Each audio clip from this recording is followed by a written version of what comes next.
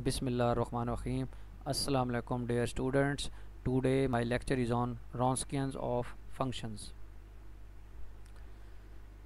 The Wronskians. The Wronskian determinant are simply Wronskians of two functions y1 and y2 denoted by w and defined as w is equal to determinant. First row में आपके पास दोनों functions होंगे y1 and y2 और second row में उनके derivatives. The Wronskians W of n functions y1, y2, y3, yn is defined as nth order determinant W which is equal to y1, y2, y3, yn, y1 prime, y2 prime, y3 prime, yn prime and so on. Last row में y1 n minus 1 derivative, y2 n minus 1 derivative, yn n minus 1 n minus 1 derivatives determinant. यानी अगर आपके पास तीन functions हैं तो आपने उन तीनों फंक्शंस के दो डेरिवेटिव फाइंड करने हैं, यानी दो दो डेरिवेटिव हर फंक्शंस के फाइंड करने हैं और 3/3 का डिटरमिनेंट बना लेगा. यानी पहली रो में वो तीन फंक्शन, दूसरी रो में उनका पहला डेरिवेटिव वाला है, फिर तीसरी रो में उनके दूसरे ऑर्डर मतलब सेकंड ऑर्डर डेरिवेटिव जो है वो हम उसमें पुट करेंगे तो हमारे पास उसका डिटरमिनेंट कैलकुलेट होगा, तो वो Wronskians कैलकुलेट हो जाएगा. Wronskians की एप्लीकेशन ये है कि जब आपके पास फंक्शंस आपको दिए हों और आपने चेक करना हो कि ये डिपेंडेंट हैं या इंडिपेंडेंट हैं, तो उसके लिए हम Wronskians मेथड जो है वो यूज़ कर लेते हैं, यानी ये डिटरमिनेंट यूज़ कर लेते हैं. वैसे तो हम डेफिनेशन भी यूज़ कर सकते हैं लेकिन इससे ज़रा इजी कैलकुलेशन हो जाती है. तो find the Wronskians of the function cosine theta sine theta.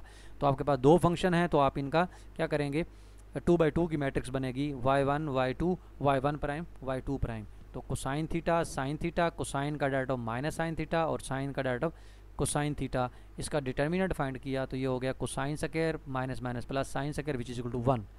इसी तरीके से जब हम एक्स स्क्वायर और x3 का Wronskians फाइंड करेंगे तो ये क्योंकि तीन फंक्शन है तो जारी बात है इसमें फार्मूला ऑर्डर 2 तक बनेगा. y1 y2 y3 y1 prime y2 prime y3 prime y1 double prime y2 double prime y3 double prime. तो हमारे पास है x स्क्वायर x की 3, x का पहला डाटा 1 1 का 0, x स्क्वायर का 2x 2x का 2, x3 का 3x स्क्वायर 3x स्क्वायर का 6x. तो इस डिटरमिनेंट को एक्सपेंड कर दें तो हमारे पास 2x की 3 आपके पास आ जाएगा. उसके बाद हमारे पास है test for linear dependence and independence of solutions. यानी आपने देखना ये है कि चेक करना है कि ये हमारे पास Wronskians जो है, अगर तो आपके पास Wronskians जो है ज़ीरो आ गया, अगर Wronskians ज़ीरो आ गया तो हमारे पास जो फंक्शंस दिए होंगे वो डिपेंडेंट हो जाएंगे. अगर Wronskians जो है नॉन ज़ीरो आ गया तो आपके पास जो फंक्शंस होंगे वो इंडिपेंडेंट हो जाएंगे. तो इसमें आपने जस्ट किसी भी फंक्शंस को चेक करना है कि वो डिपेंडेंट है या इंडिपेंडेंट है, जस्ट आप उनका Wronskians फाइंड कर लें. अगर Wronskians जो है ज़ीरो आ जाए तो हम कह देंगे फंक्शन डिपेंडेंट है और अगर नॉन ज़ीरो आ गए तो इंडिपेंडेंट है. तो इसमें हमने यही चीज़ देखनी है. तो determine whether the following set of the functions are linearly dependent or independent. तो आपके पास पहला फंक्शन है जैसे एक्स स्क्वायर x की 3 x की -2, तो तीन फंक्शन है तो जारी बात है इसके दो डेरिवेटिव होंगे और 3/3 की मैट्रिक्स बनेगी. तो y1 y2 y3 y1 prime y2 prime y3 prime y1 double prime y2 double prime y3 double prime. तो इसको उन्होंने पुट किया x स्क्वायर x की 3 x की -2, x स्क्वायर का पहला डाटा 2x 2x का 2, x की 3 का 3x स्क्वायर 3x स्क्वायर का 6x और x की -2 उसका -2 माइनस एक्स की 3 और फिर इसका 6x -4. तो इन्होंने प्लस माइनस प्लस लगा के डिटरमिनेंट को जब एक्सपेंड किया तो हमारे पास टोटल आंसर जो उन्होंने डायरेक्ट लिख दिया 20. तो 20 नॉन ज़ीरो है तो हम कह सकते हैं फंक्शन जो है ये इंडिपेंडेंट है. इसी तरीके से e की पावर x है, 2e की x है, e की पावर -x है, ये फंक्शंस आपको दिए हुए हैं. तो इसका भी आपने Wronskians फाइंड किया तो डिटरमिनेंट जब इसका कैलकुलेट किया तो इसका आंसर देखें ज़ीरो आ गया. तो हम कह सकते हैं जो फंक्शन जो है वो डिपेंडेंट है. तो इसमें वो कहता है एक एग्जांपल में show that y1x y2x are two linearly independent solutions of differential equation. यानी सबसे पहले आपने ये साबित करना है कि ये दोनों फंक्शन जो हैं ये इसके सॉल्यूशंस हैं, फिर आपने ये साबित करना है कि ये इंडिपेंडेंट भी हैं. तो जारी बात है दो फंक्शंस हैं तो आप इसका एक एक डेरिवेटिव फाइंड कर लें. तो y1 उन्होंने ले लिया sin 2x और dy1 ओवर dx ले लिया 2e की 2 साइन कोसाइन 2x और उसका दूसरा ले लिया है -4 sin 2x, क्योंकि हमने सोल्यूशन भी चेक करना है. तो सोल्यूशंस अगर इक्वेशन को सेटिस्फाइड कर देगा, फंक्शन डिफरेंशियल इक्वेशन को सेटिस्फाइड कर गया तो वो सोल्यूशन हो जाएगा. तो देखें इसमें जब उन्होंने पुट किया तो इक्वेशन बैलेंस हो गई. सिमिलरली आप दूसरा भी चेक कर सकते हैं तो वो भी उसका सोल्यूशन होगा. जब सोल्यूशन चेक हो गए फिर आपने उसका रॉन्स्कियन फाइंड करना है। जब रॉन्स्कियन फाइंड करेंगे तो हमारे पास क्योंकि दो फंक्शंस हैं तो उसका एक एक डेरिवेटिव्स आएगा, तो उसमें हमने डिटर्मिनेंट में जो पुट करना है तो उसका आंसर देखें सिंप्लीफाई करने के बाद -4 आया है जो कि नॉन ज़ीरो है। अगर ये नॉन ज़ीरो है तो हमारे पास क्या आएगा, फंक्शन जो होंगे वो इंडिपेंडेंट हो जाएंगे और वो सोल्यूशंस हैं, इसलिए हमने उसको इंडिपेंडेंट सोल्यूशंस कहा है।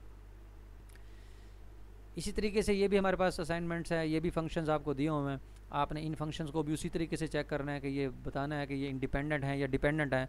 तो जैसे पहला पार्ट है आपको cosine log of x square और sine log of x square दिया हुआ है, तो दो फंक्शन है तो आप इसका एक एक डेरिवेटिव फाइंड करेंगे। तो cosine log of x square का आएगा minus sign log of x square और फिर लॉग ऑफ एक्स स्क्वायर का 2/x आ गया। इसी तरह sine log of x square का cosine log of x square और लॉग ऑफ एक्स स्क्वायर का 2/x आ गया। इसको जब डिटर्मिनेंट को उन्होंने एक्सपेंड किया सिंप्लीफाई करने के बाद ये आपका 2/x आ गया। तो 2/x जो है ये नॉन ज़ीरो है फॉर x, यानी जो उसकी डोमेन में होगी, क्योंकि x not equal to zero, क्योंकि यहाँ ज़ीरो नहीं है क्योंकि लॉग ज़ीरो अनडिफाइंड होता है, इसलिए यहाँ भी हमारे पास x जो है वो नॉट इक्वल टू ज़ीरो है। तो आपके पास ये नॉन ज़ीरो फंक्शंस आया, इस वजह से ये लीनियरली इंडिपेंडेंट हो गए। सिमिलरली आप ये इन फंक्शंस को भी चेक कर सकते हैं, ये भी आप मतलब उसी तरह डिपेंडेंट इंडिपेंडेंस चेक कर, रॉन्स्कियन फाइंड करना है सबका और सिंपल डिटर्मिनेंट एक्सपेंड करते जाएँ और उसका ये आप इजीली चेक कर सकते हैं, कोई ज़्यादा मुश्किल नहीं है। जस्ट आपने रॉन्स्कियन फाइंड करना है, डिटर्मिनेंट आपको आता हो और डेरिवेटिव्स निकालना आता हो पुट करके देखना है, और सिर्फ अगर ज़ीरो आ जाए तो डिपेंडेंट, नॉन ज़ीरो आ जाए तो इंडिपेंडेंट। इसी तरीके से ये भी आप एग्जांपल्स देख लें, y1 है y2 है, दो फंक्शंस हैं इंडिपेंडेंट सोल्यूशंस हैं, तो पहले आप इनको सोल्यूशन साबित करें यानी बैलेंस होने चाहिए। फिर उसके बाद दो फंक्शन हैं तो सारी बात है उनका आपने उसका रॉन्स्कियन फाइंड करके और वो देख लेना आंसर क्या आ रहा है, ज़ीरो आ रहा है या नॉन ज़ीरो आ रहा है। इसी तरीके से प्रॉब्लम 10 है, ये भी आप इसी तरीके से चेक कर लें, कोई ज़्यादा मुश्किल नहीं है, आप इजीली सॉल्व कर सकते हैं। Thank you.